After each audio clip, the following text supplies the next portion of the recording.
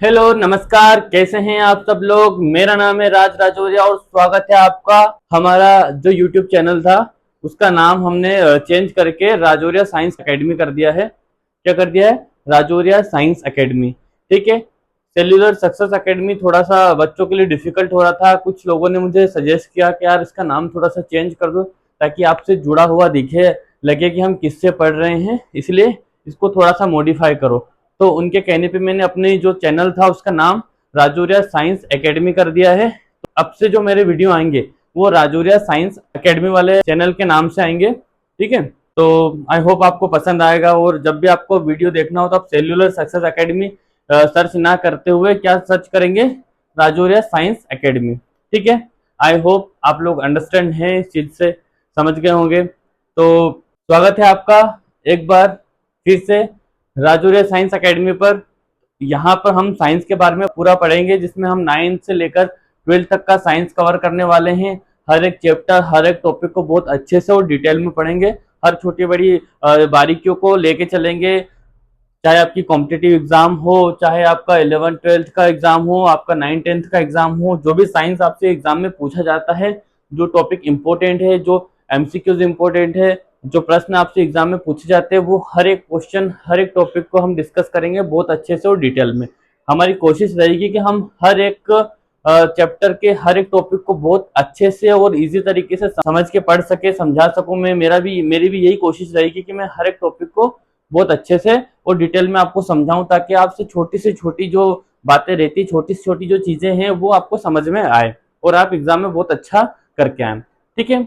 तो फटाफट अपने चैप्टर की शुरुआत करते हैं। तो हमारा 10th का चैप्टर 6 रहने वाला है ये, जिसमें हम पढ़ेंगे कंट्रोल एंड कोऑर्डिनेशन। ठीक है। नियंत्रण और समन्वय। अब नियंत्रण और समन्वय क्या होता है, कैसे चीजें होती हैं, क्या क्या चैप्टर में हम पढ़ने वाले हैं, उन सब के बारे में हम डिटेल से डिस्कस करेंगे। ठीक है।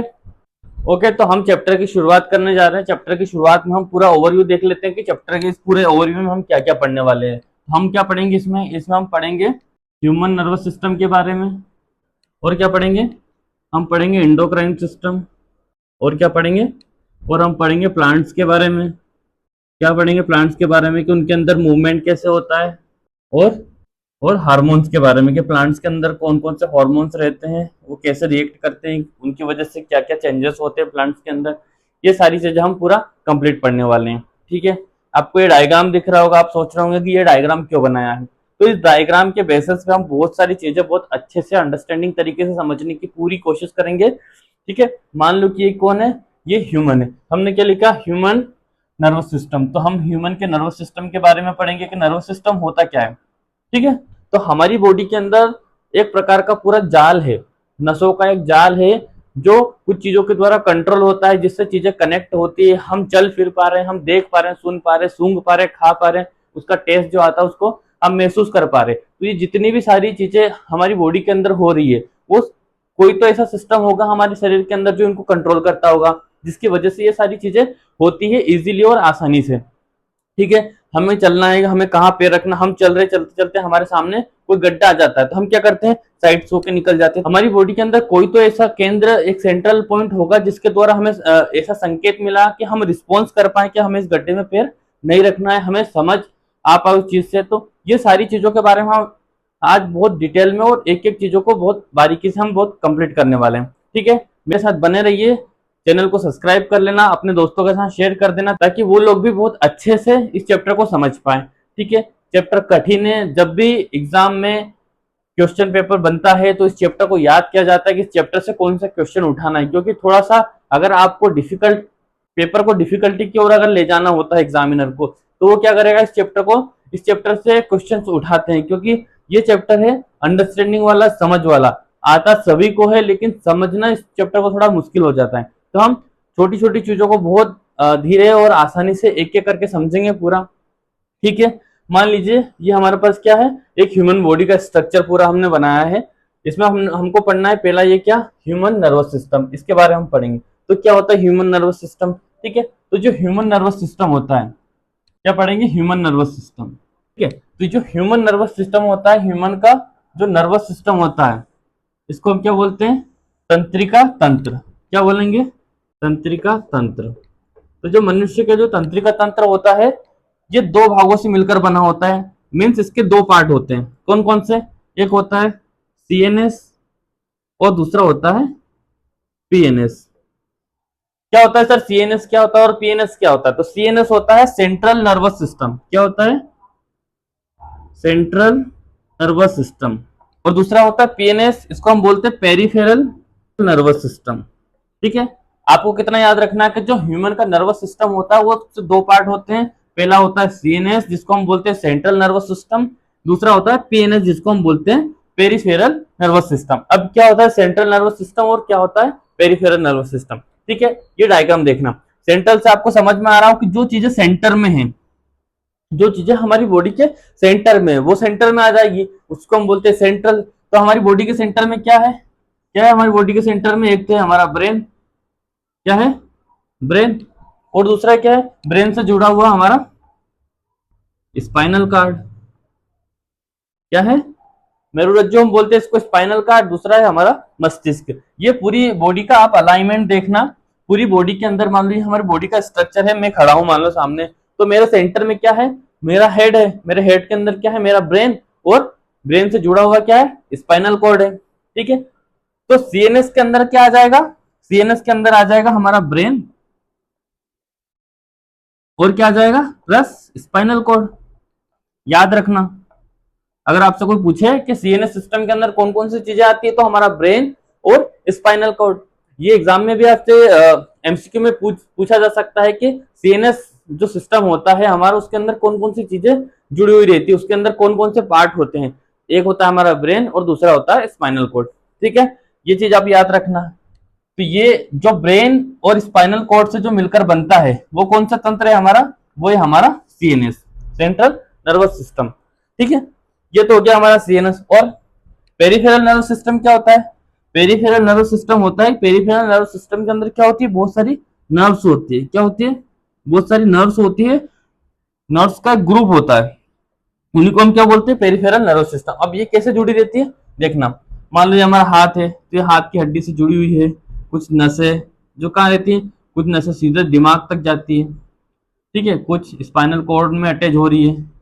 तो ये जो जाल है, उपांगीय तंत्र हम उसको बोलते हैं। जो सेंटर है वो तो सेंटर में है, लेकिन हमारे बॉडी के दूसरे भी ऑर्गन्स होते हैं, इंटरनल ऑर्गन्स होते हैं, कुछ आउटर ऑर्गन्स होते हैं जो क्या करते हैं? हमें मूवमेंट देते हैं। जैसे हमारा हाथ हो गया, अब ये हाथ ऐसे तो मूवमेंट करेगा नहीं, इसके अंदर क्या है? बहुत सारी मसल्स होती है, बहुत सारी नर्व्स होती है जो मूवमेंट के लिए क्या करती है? कनेक्शन बिल्ड करती है और अपने मस्तिष्क तक, ब्रेन तक क्या बोलती है? सिग्नल्स भेजती हैं, जिसके थ्रू हम मूवमेंट कर पाते हैं। जैसे मुझे अपनी उंगलियां हिलानी है, तो क्या डायरेक्ट हिल रही? नहीं। क्यों?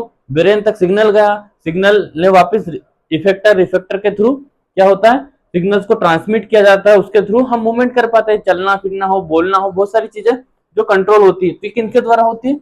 ये न्यूरॉन्स के द्वारा होती है, मसल्स के द्वारा होती है। ठीक है, तो ये जो दूसरी चीजें हम दिख रहे हैं, जो ये मैंने बनाया है, ये सारी जो चीजें हैं ये क्या होते हैं? ये होता है हमारा पेरिफेरल नर्वस सिस्टम, जो बाकी चीजों में कंट्रोलिंग में हेल्प करता है। ठीक है, इसको हम क्या बोलते हैं? इसको हम बोलते हैं पीएनएस।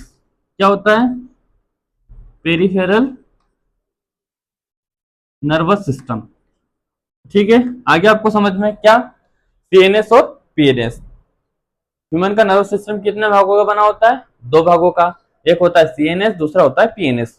ठीक है, इस टर्म को आप याद रखना। सीएनएस मतलब होता है सेंट्रल नर्वस सिस्टम, पीएनएस मतलब होता है पेरिफेरल नर्वस सिस्टम। ठीक है, ये दो चीजें आपको याद रखना है, क्योंकि पूरे चैप्टर में इन दो शॉर्ट फॉर्म को हम बहुत ज्यादा यूज करेंगे, तो आप तुरंत इसको समझ जाना कि हम किसके बारे में बात कर रहे हैं। ठीक है, ओके, आगे बढ़ते हैं। ओके, तो ह्यूमन नर्वस सिस्टम के अंदर हमारे दो पार्ट होते हैं, सेंट्रल नर्वस सिस्टम जिसको हम बोलते हैं सीएनएस, और पेरिफेरल नर्वस सिस्टम जिसको हम बोलते हैं पीएनएस। ठीक है, ये दोनों चीजें हमें पढ़नी है। सेंट्रल नर्वस सिस्टम बड़ा है और काफी इंपॉर्टेंट है, और पेरिफेरल सिस्टम भी इंपॉर्टेंट है, लेकिन ये छोटा है। तो सबसे पहले हम क्या पढ़ेंगे? सबसे पहले हम पढ़ेंगे पेरिफेरल नर्वस सिस्टम को, पीएनएस सिस्टम को हम पढ़ेंगे सबसे पहले। तो जो पीएनएस सिस्टम होता है उसमें क्या होती है? बहुत सारी नर्व्स होती है। क्या होती है? बहुत सारी नर्व्स होती है इसके अंदर।